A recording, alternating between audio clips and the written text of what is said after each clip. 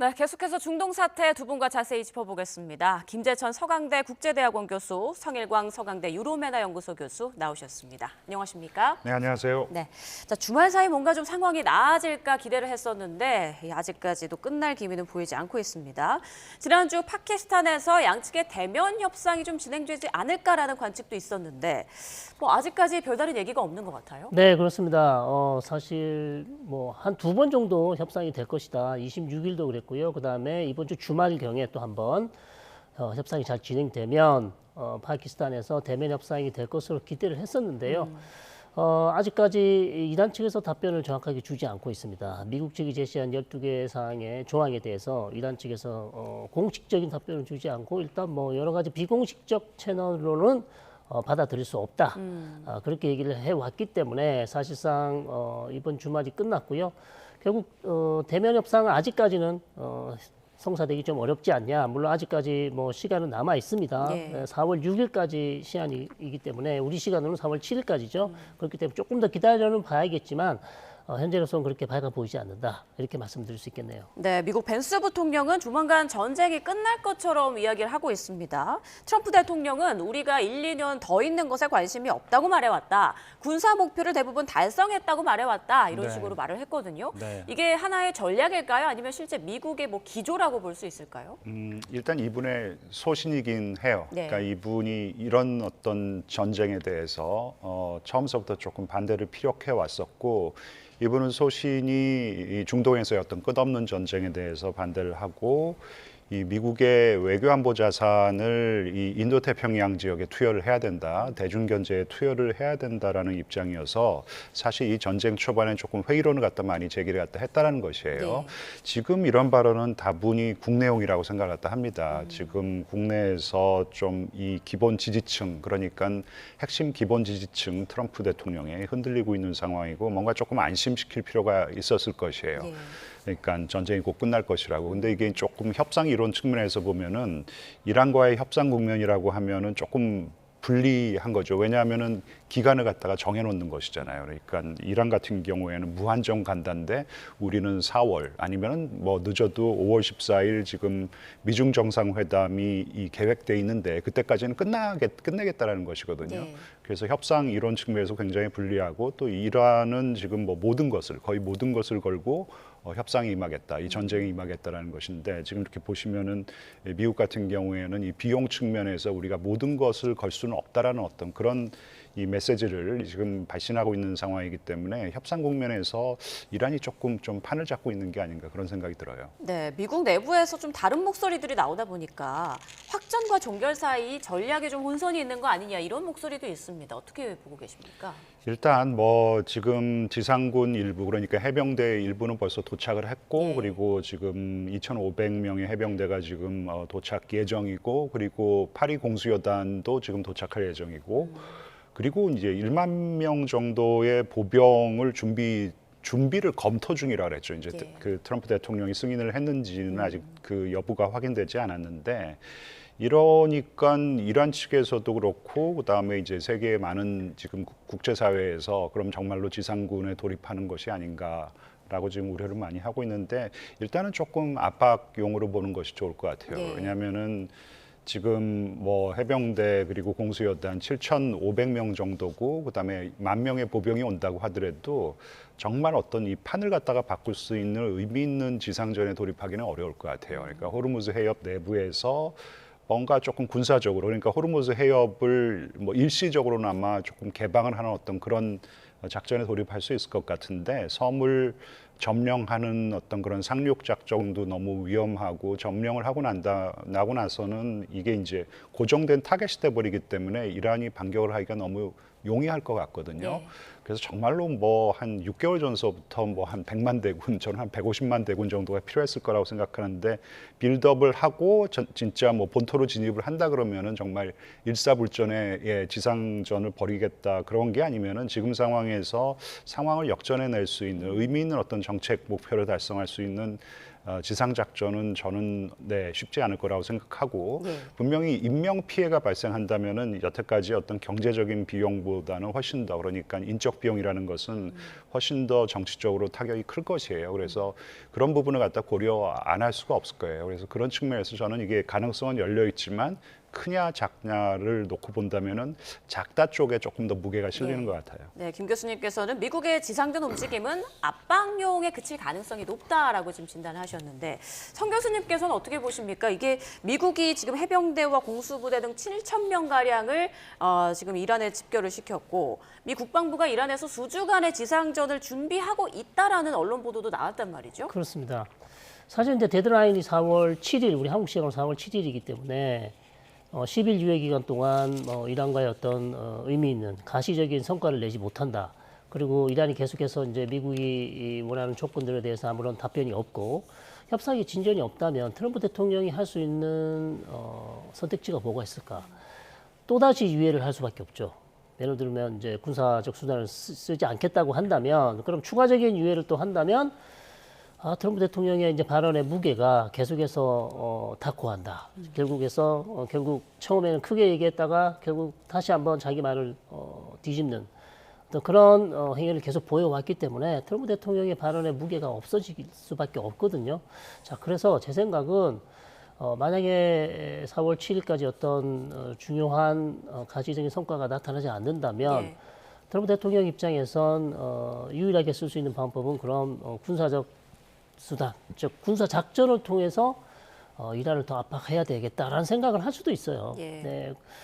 지금까지도 그래왔고요. 2월 말부터 지금 2월 말에 시작된 전쟁 역시 핵협상이 잘 안 됐을 때 핵협상이 안 되면 나는 군사적 수단을 쓸 수밖에 없다. 여러 차례 경고를 했고 그것을 직접 실행에 옮겼습니다. 그렇기 때문에 그것이 아마 한 번에 더 유예 기간을 줄지 아니면 4월 7일이 이번에 마지막이라고 생각하고 준비 중인 군사 작전을 하게 될지는 알 수 없으나 막다른 골목에 몰린다면 트럼프 대통령 입장에선 역시 군사 작전을 할 수밖에 없을 것이다. 네, 그렇게 저는 보고 있습니다. 네, 갈리바프 이란 국회의장은 미국이 겉으로는 협상안을 내놓고 뒤로는 지상전을 준비한다라고 말했습니다. 그에 앞서서 또 이란은 트럼프 대통령이 시간 끌게 한다 이런 말도 하지 않았습니까? 지금 네. 이란 측에서는 미국을 굉장히 불신하고 있는 것 같은데 이런 불신이 협상에 걸림돌이 되고 있다라는 지적도 나오더라고요. 충분히 뭐 우려할 만하죠. 왜냐하면은 작년 6월에 12일 전쟁이 벌어졌을 때도 그때 조금 대화 분위기였었는데 이란 입장에서는 이 공격을 받았으니까 분명히 좀 뒤통수를 맞았다라는 어떤 생각을 할 수가 있고 특히 이번에는 오만이 중재를 해서 이 제네바에서 나름대로 의미 있는 핵 협상이 진행 중이었는데 기습 공격을 받았단 말이에요. 그리고 지금 미국의 이 지상군이 뭐 많지는 않습니다. 한 7,500명이 지금 뭐 전장으로 집결하고 있는 상황이기 때문에 네, 지금 대화를 한다고 하지만 이번에도 또 우리의 뒤통수를 때리는 것이 아닌가 기습적으로 이 지상군을 갖다 지상전을 감행하는 게 아닐까 이제 이런 우려가 충분할 것 같은데 근데 제가 보기에는 이게 이제 트럼프 대통령이 뭐 해병대와 그다음에 공수부대 이렇게 준비시켜 이런 게 아니고 중부사령부가 있고 그다음에 국방부는 특히 이제 군사적인 측면에서 이 전쟁을 지금 좀 진행시킬 수밖에 없는 어떤 그런 상황이 있어요. 그래서 군사적인 측면에서만 보면은 지금 지상군을 갖다 조금이라도 대비시키는 게 맞겠죠. 하지만 트럼프 대통령은 굉장히 좀 정치적인 어떤 그런 상황에 대한 고려를 많이 하고 있지 않을까. 물론 지금 일각의 분석에 의하면 트럼프 대통령이 뭐 8개월 남아있는 이 중간 선거 이런 거 별로 신경 안 쓰고 어차피 그 다음 대통령 선거에 나올 수가 없기 때문에 본인이 이 미국 역사에서의 어떤 자리를 갖다 차지할 수 있을 것인지에 대한 어떤 그런 조금 약간의 뭐라 그럴까요 과대망상 좀 허영심이 작용하고 있기 때문에 우리 성 교수님 말씀하셨듯이 뭔가 협상 국면이 이 지금 본인 의사대로 그런 국면이 이렇게 진행이 되지 않으면은 그냥 조금 트럼프의 스타일이라는 것이 일단은 질러버리는 스타일이 있거든요.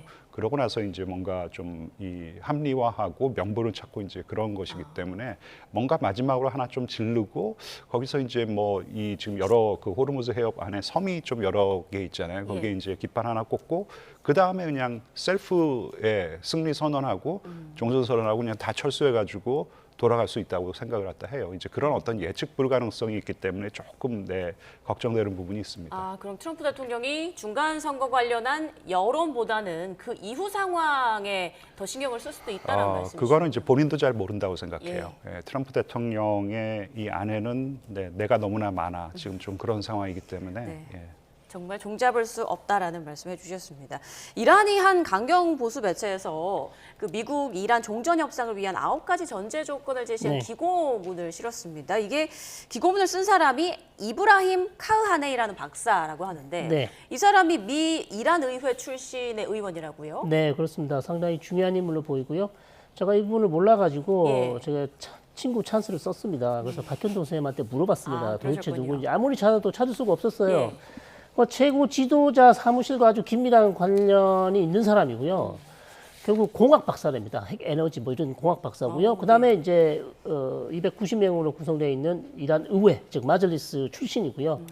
그러다 보니까 이란의 핵 정책에 관련해서 상당히 좋은 얘기들을 많이 했고 중요한 정책을 만드는 데 기여를 한 사람이기 때문에 이분이 이제 케이안 신문은 사실 가장 보수적인 신문입니다. 그래서 거의 뭐 이란의 최고 지도자실의 어떤 의견을 주로 반영하는, 네. 특히 보수 강경파의 가장 중요한 의견을 반영하는 가장 중요한 신문이라고 사실 뭐 할 수 있겠습니다. 케이안 신문에 기고를 했고요. 핵심 내용은 결국 지금까지 이란이 했던 얘기랑 거의 똑같습니다. 절대 물러서지 않겠다. 그리고 중동에서 미국이 완전히 철수해야 된다. 이건 뭐 걸프 국가만 아니라 중동에서 완전 철수하는 거예요. 이게 그러면 지금까지 이란이 1979년 이란 이슬람 혁명 이후 대중동 정책의 핵심이에요. 그러니까 미국 없는 중동, 이스라엘 없는 중동이란 말이죠. 이거를 지금 바로 요구를 하고 있고, 그다음에 호르무즈 해협에 대해서 또다시 통역료 부과, 우리 절대 물러서지 않겠다. 그래서 이게 지금 가장 중요한 핵심이기 때문에 문제는 이러한 9가지 조건을 과연 미국이 받을 수 있을까? 뭐 이 중에 몇 개는 받을 수 있다고 한다면 가장 중요한 것들은 사실상 미국 측이 받기는 어려운 그런 내용들을 담고 있어서 여전히 이제 이런 것들을 보면 휴전 협상이 난항이 예상된다. 이렇게 말씀드릴 수 있겠습니다. 네, 어찌됐건 이란 정권 측의 입장이 어느 정도 반영된 그런 안이라고 보면 좀 협상에 어려움이 더 있을 것 같다라는 전망해 주셨습니다. 자, 호르무즈 해협 상황도 좀 자세히 보겠습니다. 미국과 이스라엘이 이란 남부 항구 도시죠. 반다르 카미르 부두를 공격한 것으로 알려졌는데 이곳이 그 호르무즈 해협과 인접한 전략적 요충지라고 또 알려지면서 지상전 예고편을 보여준 거 아니냐 이런 얘기도 나오고 있습니다. 네, 여러 이제 보도가 나오고 억측도 나오고 있는 상황인데 저는 이게 예고편이라기보다는 지금 어쨌든 물밑이지만 공식적인 어떤 그런 협상이 진행되고 있지는 않지만 제3국 그리고 제3국의 요인들을 통해서 나름대로 뭔가 서로의 입장을 조금 한번 확인해보고 그리고 조율을 하는 어떤 그런 과정이 진행 중이지만 하지만 군사적인 긴장은 여전히 팽팽하거든요. 네. 여기뿐만 아니라 지금 서로에 대한 어떤 공격을 멈추지 않고 있는 상황이에요. 그래서 물론 여기를 시점으로 해서 지금 트럼프 대통령이 10일 더 연장한다 그랬는데 그 이후에 본격적으로 이 호르무즈 해협 안쪽에 있는 저쪽 안쪽 깊숙이 있는 하르그 섬이라든지 그다음에 그 바로 초입부에 있는 그 작은 섬들을 대상으로 군사 행동을 갖다 감행할 수 있다라는 예측들이 나오고 있는데 네. 저는 이게 아까도 조금 말씀을 드렸지만 이 점령을 하는 과정에서 이게 고위험 군사 작전이라고 저는 생각을 갖다 하거든요. 예, 그리고 점령을 하고 난 다음에 일시적으로 뭔가 군사적인 승리라고 얘기를 할 수는 있지만 점령을 갖다 하고 나면은 이게 이란의 보복 공격의 대상이 될 수가 있고 그리고 이란은 아마 예고했던 대로 걸프 국가들을 대상으로 무차별 보복 공격을 감행할 것이에요. 그러면은 글로벌 유가는 정말 한 200불 가볍게 넘어버릴 수가 있고 그리고 사실 미국은 지금 이 아까 루비오 국무장관도 마찬가지고 제이디 벤스 부통령도 얘기를 했듯이 이게 이제 미국 국민들을 계속 안심시키고 있잖아요. 이 전쟁 오래 가지 않을 것이야. 이 전쟁이 오래 간다 그러면은 이거는 트럼프 대통령만의 문제가 아니고 공화당 자체가 지금 좀 정치적으로 큰 타격을 받을 수가 있기 때문에 이게 좀 전쟁을 갖다 끌고 갈 수, 그러니까 장기전으로 치닫는 것에 대해서 굉장히 두려워한단 말이에요. 근데 정확히 지금 이란이 노리고 있는 것이 그것이에요. 그러니까 지금 후티 반군을 갖다가 이용을 갖다 하고 있고 그리고 걸프 국가들을 대상으로 무차별 공격을 하면은 이거는 이제 전쟁이 어디로 이제 치달을지 모르니까 정말로 지옥문이 열리는 걸 수 있기 때문에 저는 상당히 미국이 조금 조심스러울 수밖에 없다고 생각합니다. 네, 김 교수님께서는 조금 더 협상 가능성에 좀 무게를 두고 앞으로 좀 전망을 하고 계신 것 같습니다. 공격을 예. 저런 식으로 이제 호르무즈 해협의 이 작은 섬들을 대상으로 한 어떤 군사 작전을 펼치기에는 일단 군사적으로 너무 조금 고위험 군사 작전이고 두 번째로 그렇다면 이제 정치적으로 치러야 할 대가가 커진다라는 것이죠. 예, 그 후티 반군 얘기가 나와서 좀 더 짚어보도록 하겠습니다. 지금 예멘의 후티 반군이 이스라엘에 대한 공격을 이어가는 가운데 홍해 봉쇄 가능성을 언급하면서 그 파장이 또 엄청날 것이다라는 전망도 함께 나오고 있거든요. 어떻게 네. 예측하세요? 그렇습니다. 후티가 한 달 정도는 조용했었는데요. 최근에 갑자기 이스라엘 쪽으로 탄도미사일을 쏘면서 전격적으로 지금 이 전쟁에 참전을 하게 됐고, 왜 그러면 한 달 있다가 참전했는가? 그것은 미국과 이스라엘이 몇 년, 작년도 그렇고 재작년 그렇고 계속해서 후티와의 전쟁을 해왔고요. 상당히 큰 타격을 입었어요. 사실 저는 아마도 후티가 이번에는 참전하기 싫었을 겁니다. 그래서 한 달 동안 기다렸어요. 근데 이란 측에서 더 이상 이 상황을 보고 있을 수 없었죠. 왜냐하면 도움이 절실합니다. 예. 지금 호르무즈 해협을 둘러싸고 미국과 강대강 대치 국면에 있고, 자 그렇다면 마지막 남은 자신의 어떤 저항의 축이죠. 대리 조직인 후티에게 직접적으로 이제 더 이상 기다릴 시간이 없다. 그래서 전격적으로 지금 후티가 이번에 동참을 한 것 같고요. 다만 지금은 일단 이스라엘로 공격을 시작했고 또 추가적인 공격은 그게 아랍에미레이트가 될 수도 있고 사우디 본토를 공격할 수도 있습니다. 예. 그럼 가장 중요한 건 이제 밥을 만데 이 해협을 막을 것인가? 아직까지는 그런 얘기는 하고 있지 않습니다. 그러나 전문가들이 하는 얘기는 만약 미국이 호르무즈 해협이나 하르그 섬에 대한 군사 작전에 들어가면 바발 만데브를 봉쇄할 가능성이 높다. 예. 그렇기 때문에 거기에 대한 대응책으로 지금 아껴두고 있다. 이런 얘기가 있어요. 그래서 바발 만데브 해협을 막을 수 있고 그 다음에 사우디가 홍해를 통해서 홍해에 있는 항구 얌부라는 항구를 통해서 지금 원유를 수출하고 있습니다. 호르무즈 해협을 못 나가니까요. 이걸 또 막을 가능성이 충분히 있어요. 그래서 예. 완전히 틀어막기 위한 하나의 지금 포석을 만들었다.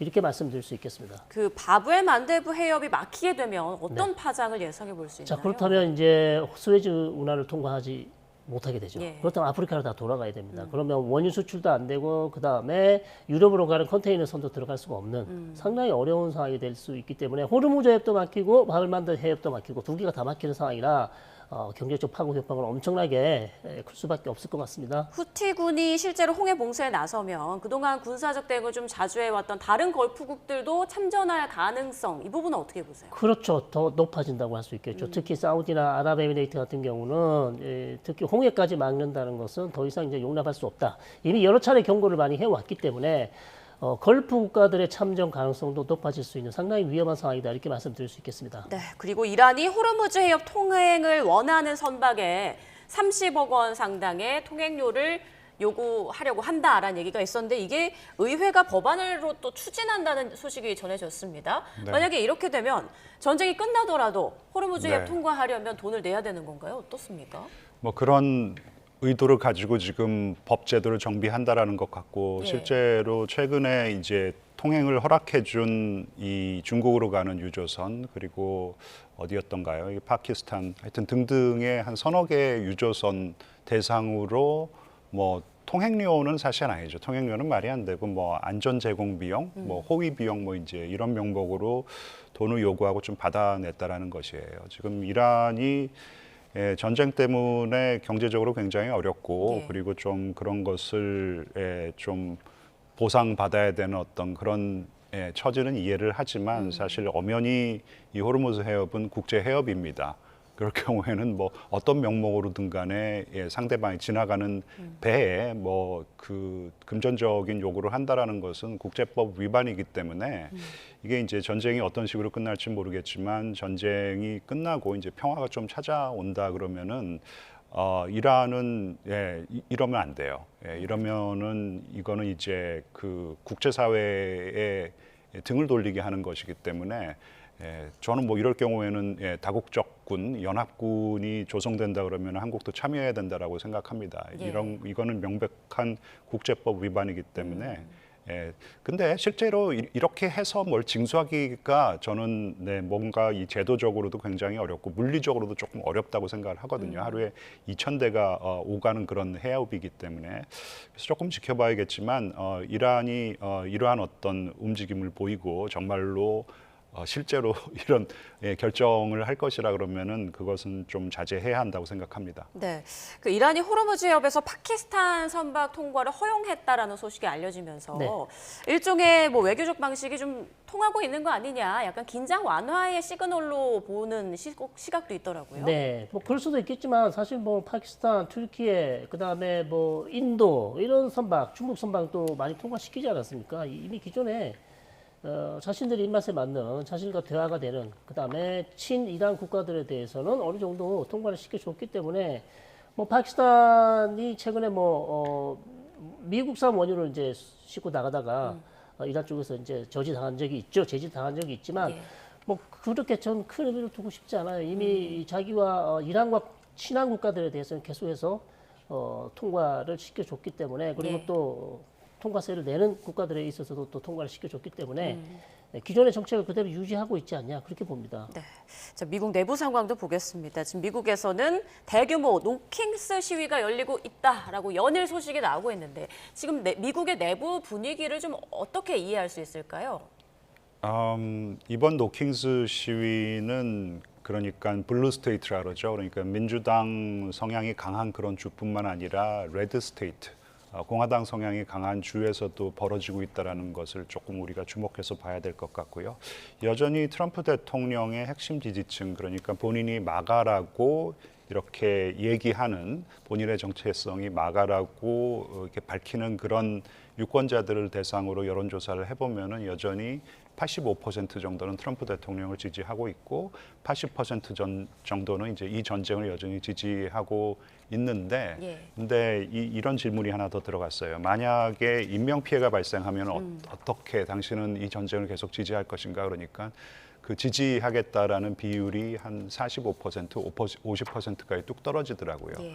여기는 뭐냐면은 이 전쟁에 대해서 일단은 경제적인 비용이 발생하는 것까지는 감내를 할 수 있지만 인적 비용 그리고 인명 희생이 발생을 한다면은 이들도 등을 돌릴 수 있다라는 것이죠. 이제 그런 여론조사 결과가 나왔기 때문에 트럼프 대통령의 핵심 지지층의 어떤 인내는 그렇게 무한대가 아니라는 것이고, 이 노킹스 시위는 이번에 미국뿐만 아니라 정말 세계 이제 유럽 뭐 해서 많은 이 지역으로 퍼져나가고 있고, 그리고 미국뿐만 아니라 이제 뭐 유럽 이런 나라에서도 반유대주의 정서가 굉장히 지금 고조되고 있어요. 미국은 역대급으로 지금 반유대주의 정서가 고조되고 있어서 뭐 미국과 이스라엘이 나름대로 군사적으로 그리고 전술적으로 의미 있는 성과를 거뒀을지 모르지만 하지만 정책적으로 정치적으로 그리고 전략적으로는 저는 지고 있는 그런 전쟁이라고 생각을 합니다. 네. 자, 마지막 질문이 될 것 같습니다. 이스라엘군은 그 헤즈볼라를 공습하는 과정에서 헤즈볼라와 연계됐다면 레바논 언론인 3명을 표적 살해한 것으로 알려지고 있는데 여기에서 또 뭐 공방이 오가더라고요. 이 내용 좀 설명해 주세요. 네, 표적 사례가 지금 문제가 되고 있고 이스라엘 측은 이제 한 명은 헤즈볼라가 운영하는 방송사이죠. 알마나르라는 방송사 출신이고 나머지 2명은 알마야딘 방송사 소속 기자인데요. 알마야딘 역시 헤즈볼라와도 상당히 깊은 관련이 있는 언론사라는 얘기죠. 그렇기 때문에 이 세 명이 사실상 헤즈볼라와 밀접한 관련이 있는 언론인이고 그런 다음에 취재한 내용, 즉 이스라엘 군의 위치라든지 이런 것들을 헤즈볼라 측에 전달한 그런 의심을 받고 있다. 그렇기 때문에 이 사람들은 기자이면서 또한 헤즈볼라 대원이나 마찬가지다는 게 이제 이스라엘의 주장입니다. 그러나 레바논 쪽 주장은 무슨 소리냐? 공식적인 기자이며 언론인인데 거기는 확신도 이스라엘이 증거를 내지도 못하면서 이런 사람들을 표적에서 살해한 것은 국제법 위반이고 절대 용납할 수 없는 것이다라고 이제 양측이 이제 의견이 부딪히고 있는데요. 사실상 이스라엘이 이런 부분을 좀 조심을 해야 됩니다. 예. 국제사회에서 계속해서 언론인들이 전쟁터에서 상당히 많은 언론인들이 지금 사망하고 있기 때문에 이런 부분에 대해서 공격을 계속한다면 국제사회의 비난을 피할 수 없는 그런 조치이기 때문에 이스라엘이 상당히 지금 이 부분에 있어서도 조심을 해야 되는 그런 상황입니다. 네, 자, 이번 한 주도 거센 공격과 또 협상에 대한 이야기가 계속 오갈 것 같은데요. 저희는 상황을 계속 전해드리도록 하겠습니다. 지금까지 김재천 서강대 국제대학원 교수, 성일광 서강대 유로매너 연구소 교수와 함께 중동 사태 짚어봤습니다. 고맙습니다. 네, 감사합니다.